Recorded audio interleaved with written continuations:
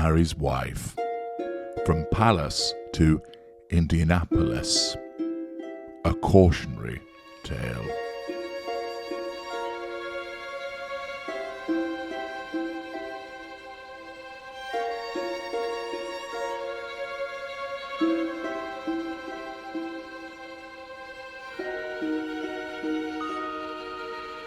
Hello, boys and girls.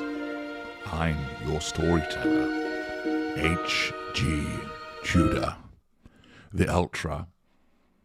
And today I have a cautionary tale for you all to remind you that if you are a naughty, terrible narcissist of the mid-range variety, things can really go downhill.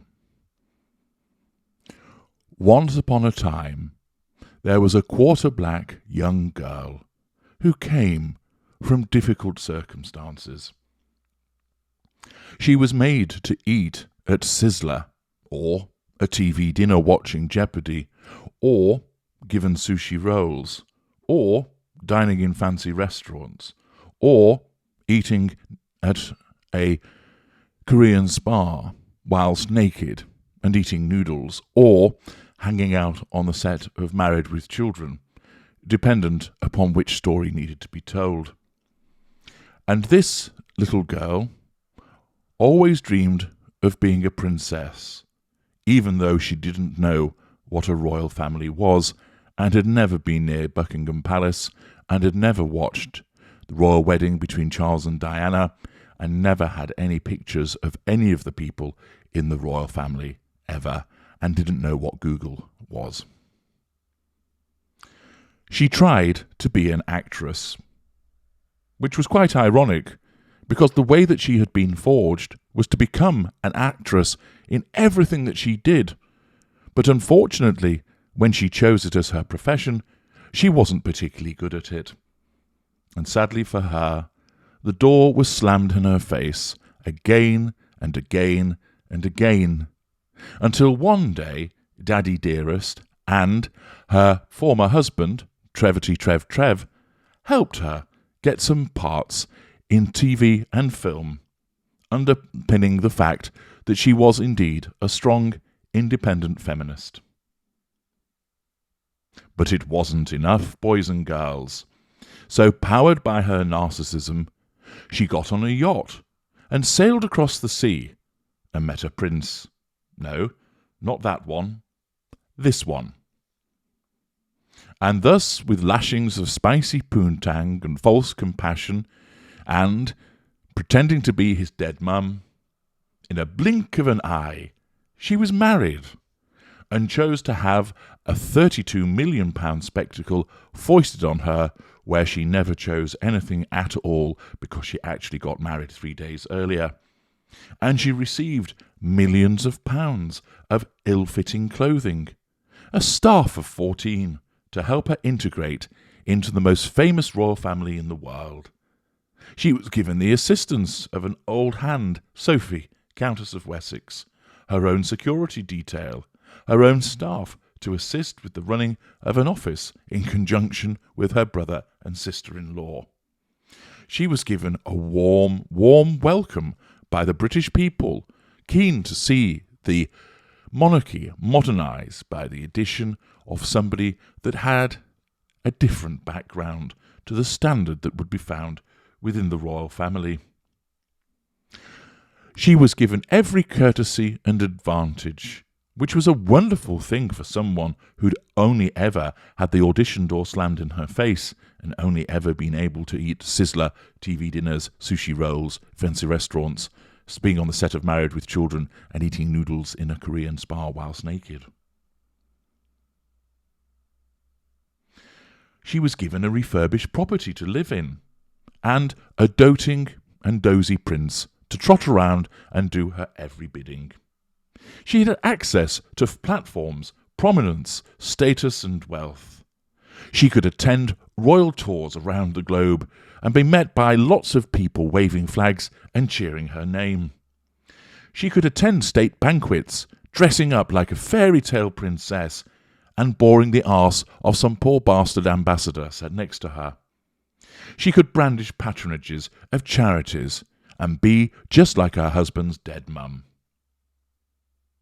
She had come a long, long way from pretending she had met celebrities who would never remember who she actually was and flirting with interviewers. Now she really could make a difference.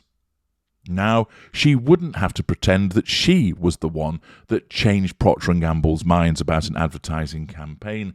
Instead, with this platform, she could wield real power and influence.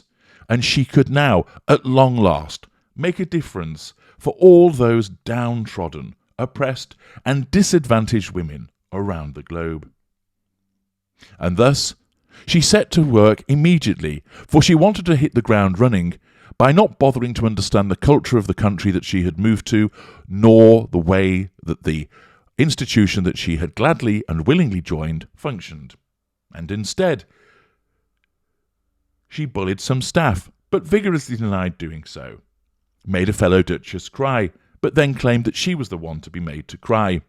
Slammed a door in the face of the Duchess and threw her flowers in the bin. She bullied a 3-year-old at a dress fitting and went and wrote on some bananas of empowerment. She repeatedly walked in front of the Queen, kept turning around on a balcony, pretended that she had no access to any support whatsoever within a privileged lifestyle, and thus this made her feel suicidal. She attended events where she thought the applause was for her when she turned up late. She regularly pushed in front of her husband and ensured that she talked over him. She made eyes at the heir to the throne, causing him to take considerable interest in his scarf. And she remained a passport-free passenger and prisoner in Frogmore that managed somehow to attend a baby shower and go to Ibiza. Most of all, she sought to change a centuries-old institution, because after all, what she wants, she gets. Surprisingly, the centuries-old institution didn't fancy changing for Janie-come-lately the narcissist, and accordingly, she was forced to run away to California via Canada, dragging her emasculated husband with her, for there she would now join the A-listers and separate and create a new Californian court where the sun would always shine, and she would be able to empower people without the help of the racist royal family. Each day she would eat word salad and tell people how they should live their lives. Yet the A-listers were not interested in old loose lips. Everybody laughed at her children's buck.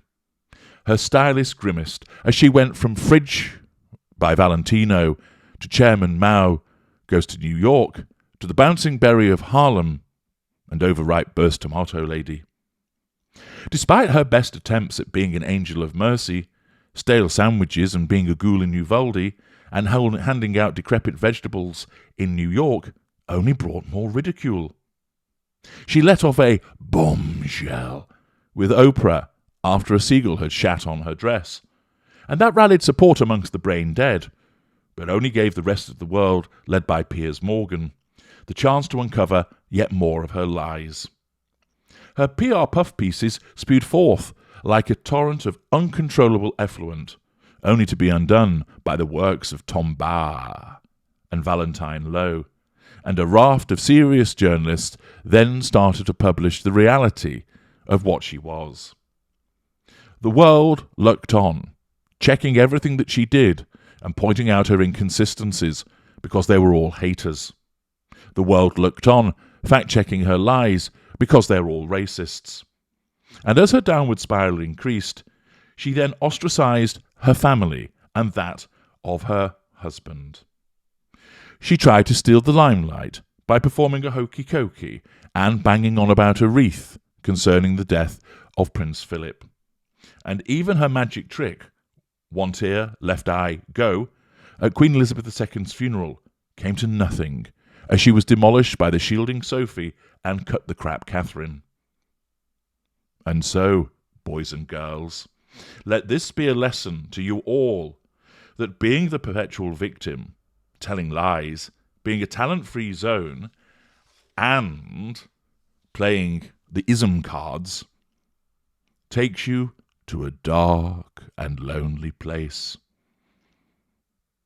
From the brightly lit, golden, shining opulence of Buckingham Palace state banquets to the embarrassment of a Midwest Marriott is what happens to deceitful duchesses of delusion. From having it all to being made to look small, you really can go from palace to piss take.